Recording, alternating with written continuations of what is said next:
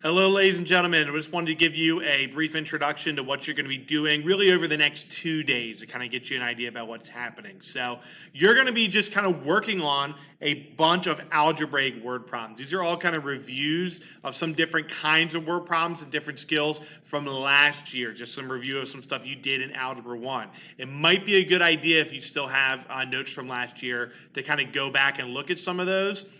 Or you can kind of look in your book in the chapter 1 and chapter 2 sections where they talk about word problems and kind of see some of the different examples about how they work. But basically, I just want to kind of see what kind of stuff that you remember how to do and kind of have you guys do a little bit of problem solving, kind of work through some of these questions.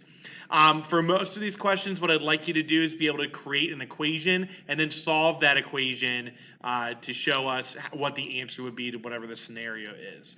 There's going to be a couple different kinds of problems that you're going to see. Some of them are going to involve you writing things in y equals mx plus b. Some may be sort of the percent change kind of problems you've seen before.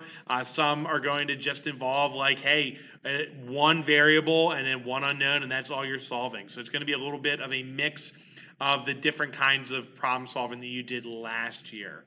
There's going to be kind of 2 days of this. So today you're going to work on the first worksheet that you'll see and have that submitted. And then tomorrow you're going to work on the second one and have that submitted. So those are kind of your goals for the next 2 days. There won't be a video tomorrow because it's really just an expansion off what you did today. So that's kind of what you need to do. So go through, look at those questions, solve them, do use your problem solving skills, go back and look at some of the things you did last year, and then same thing tomorrow, and make sure that you work through everything else that's there. Thank you.